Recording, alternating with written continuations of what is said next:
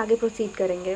तो पिछले वीडियोस में हमने टेंस के टाइप्स और उसके टाइप्स क्या क्या होते हैं और प्रेजेंट टेंस के दो टाइप्स को डिफ़ाइन कर चुके हैं, जो प्रेजेंट इंडेफिनिट टेंस और प्रेजेंट कंटिन्यूअस टेंस क्या होता है और उसकी एग्जांपल्स भी बता चुके हैं। तो फ्रेंड, इस वीडियो में हम आपको प्रेजेंट परफेक्ट टेंस के बारे में बताएंगे।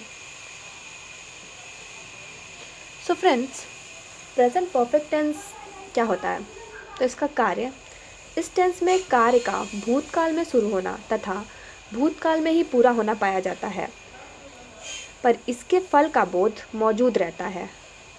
पहचान, इसकी पहचान है चुका है,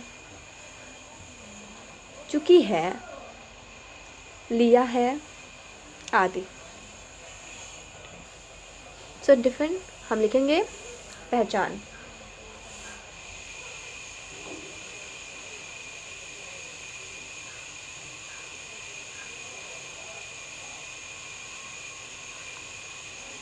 चुका है, चुकी है,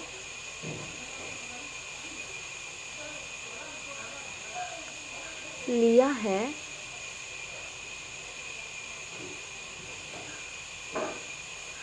आदि।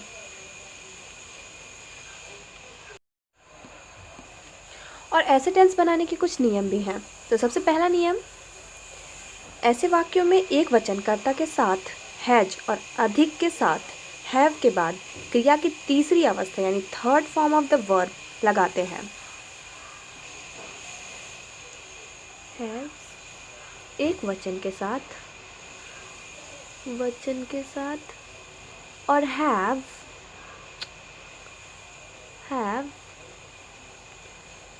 बहुवचन के साथ।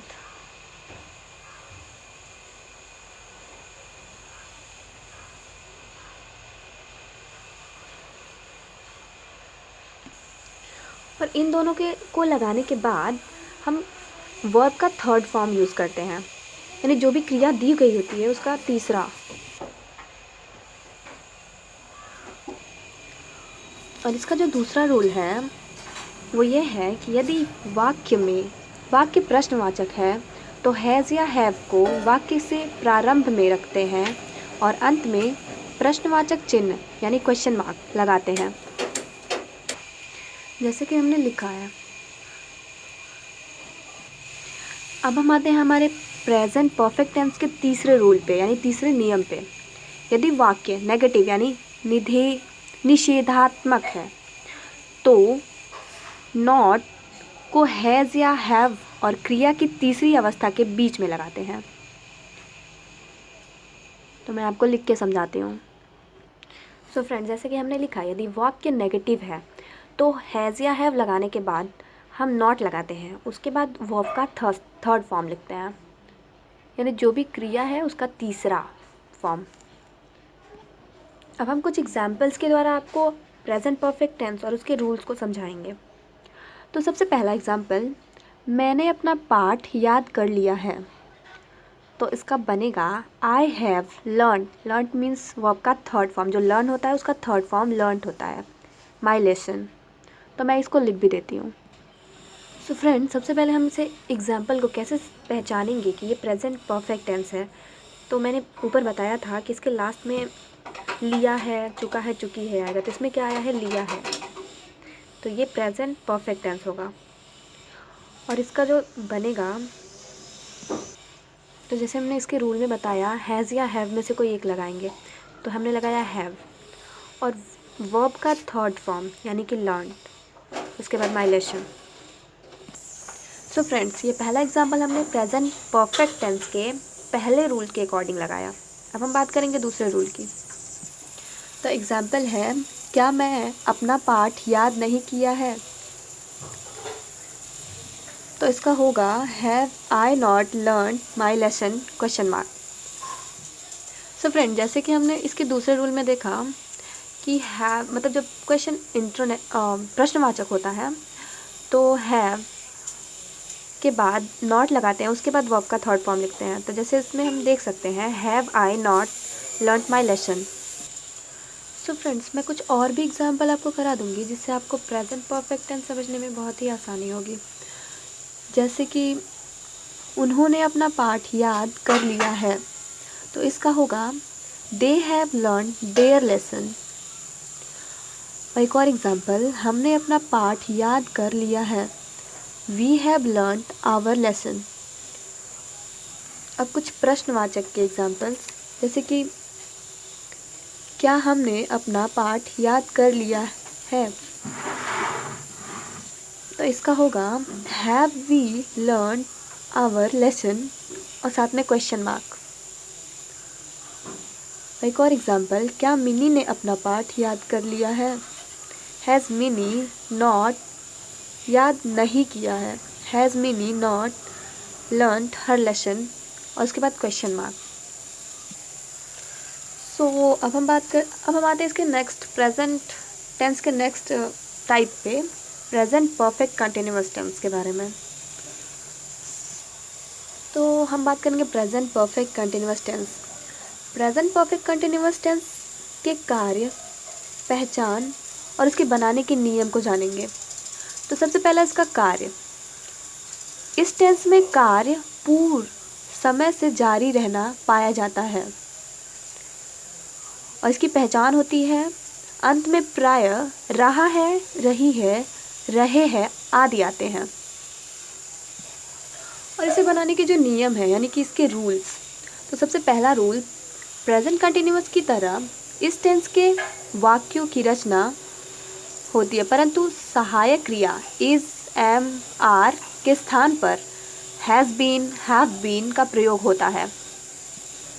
मतलब कि present perfect continuous tense present continuous tense की तरह ही होता है, बस इसमें इज़ या आर, एम की जगह पे हैज़ बीन या हैव बीन का प्रयोग होता है। और इसका जो दूसरा रूल है वो ये है कि इंट्रोगेटिव यानी प्रश्नवाचक वाक्यों में हैज़ या हैव कर्ता यानी कि सब्जेक्ट के आगे से हटाकर उससे पहले रख देते हैं, यानी सब्जेक्ट के पहले हैज़ या हैव को रख देते हैं। अब हम बात करेंगे इसके तीसरे रूल के बारे में। नेगेटिव यानी निषेधात्मक वाक्यों में हैज़ नॉट या हैव नॉट लगाते हैं, यानी जो नेगेटिव होते हैं उसमें जो भी नेगेटिव सेंटेंस होते हैं जिसमें नहीं आता है उसमें हैज़ नॉट या हैव नॉट लगाते हैं। सो फ्रेंड्स, इन सारे रूल्स को हम एग्जाम्पल्स के थ्रू समझेंगे। तो सबसे पहला एग्जाम्पल, मैं 1 घंटे में इस किताब को पढ़ रहा हूँ। मैं 1 घंटे से इस किताब को पढ़ रहा हूँ। I have been reading this book for an hour. तो इसको हम लिख देते हैं। सो डियर फ्रेंड्स, इसका जो अगर ये नेगेटिव में आया, मैं 1 घंटे से इस किताब को नहीं पढ़ रहा हूँ, तो I have not been reading this book for an hour. और यदि ये इंट्रोगेटिव यानी कि प्रश्नवाचक हुआ, क्या मैं इस पुस्तक को 1 घंटे से पढ़ रहा हूँ, तो इसका होगा have I been reading this book for an hour. और यदि यही नेगेटिव में आया, क्या मैं इस पुस्तक को 1 घंटे से नहीं पढ़ रहा हूँ, तो इसका होगा have I not been reading this book for an hour, question mark. जो भी इंट्रोगेटिव यानी प्रश्नवाचक होते हैं उनके लास्ट में हम क्वेश्चन मार्क को लगाना नहीं भूलें, क्योंकि इसके रूल में ये शामिल होता है कि उसके लास्ट में क्वेश्चन मार्क लगाना बहुत ज़रूरी होता है। अगर हम नहीं लगाएं और यदि हम किसी एग्ज़ाम में इस क्वेश्चन को किए और क्वेश्चन मार्क नहीं लगाएं, तो हाँ, ये क्वेश्चन गलत प्रूफ होगा, मीन्स इसे गलत ही माना जाएगा। और जो भी बाकी नॉर्मल क्वेश्चंस हैं जिसमें जो प्रश्नवाचक नहीं है, उसमें अगर लास्ट में पॉइंट नहीं लगाएं, यानी प्रश्न मतलब उस सेंटेंस को ख़त्म होने के बाद, तो उससे भी गलत माना जाएगा। सो फ्रेंड्स, ये कभी मत भूलिएगा, पॉइंट और क्वेश्चन मार्क लगाना, हर क्वेश्चन में पॉइंट और क्वेश्चन मार्क लगाना बहुत ज़रूरी होता है। सो डियर फ्रेंड्स, ये वीडियो तो यही ख़त्म होता है। इसका नेक्स्ट वीडियो हम कुछ दिनों में डाल देंगे।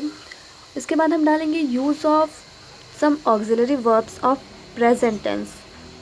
ये हमारा नेक्स्ट वीडियो का टॉपिक होगा।